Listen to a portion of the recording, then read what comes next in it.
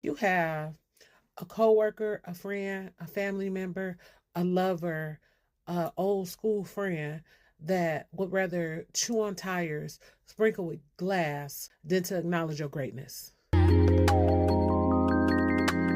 You have people around who will utilize your skill, who will call you and ask your advice, who will have you doing things for them that don't even have nothing to do with you, but will not acknowledge your greatness. As a person of color, something I noticed with mentoring parents and mentoring students, one thing that we do well is criticize. I'm not saying other races don't do it. I'm not concerned about other races. I'm just focused on us right now. So one thing that I noticed is that we're very critical of each other, especially the children. But then I sit and I ask myself, where do the children learn it from?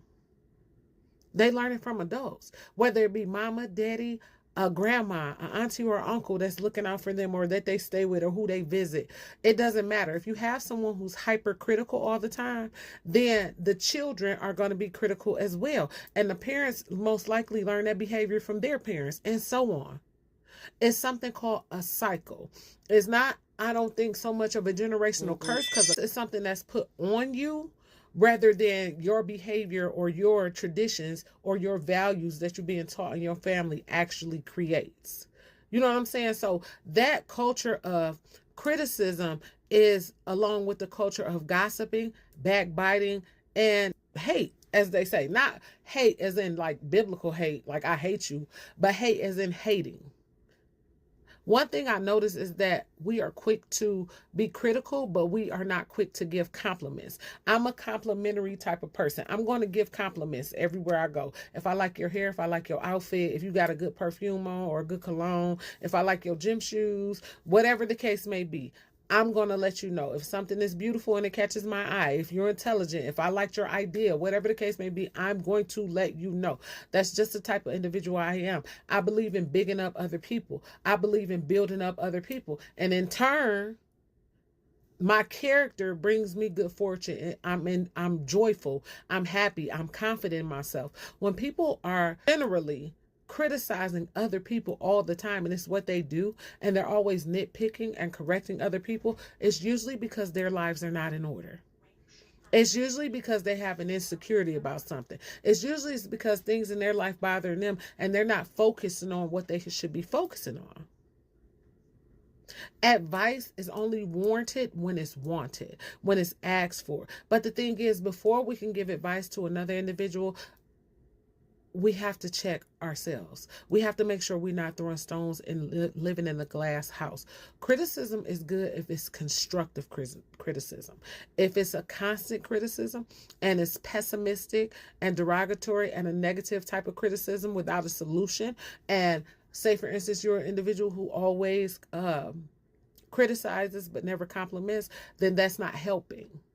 It's not assisting. And one thing that we have to learn to do as a community, we have to learn to big each other up and lift each other up from the inside.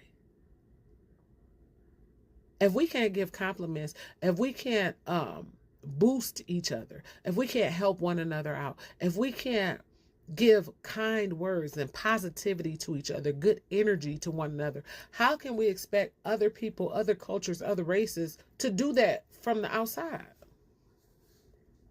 How do we expect to be able to get along and have good relationships from peer to peer if we can't do that? And what could kill somebody about a compliment? What would be the thing to keep you from giving a compliment besides feeling like it's making you smaller or it's making you look like less? Like I said, I discussed it with my students, and just the dynamic of them not being able to compliment each other. And then we had a good roast.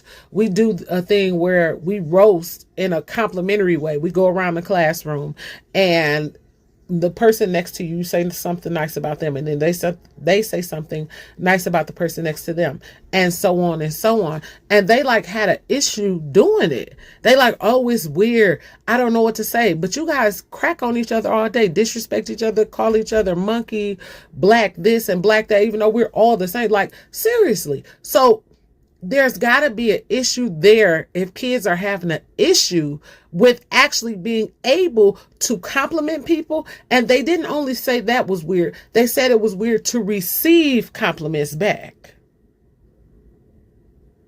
Think about that. Ponder that.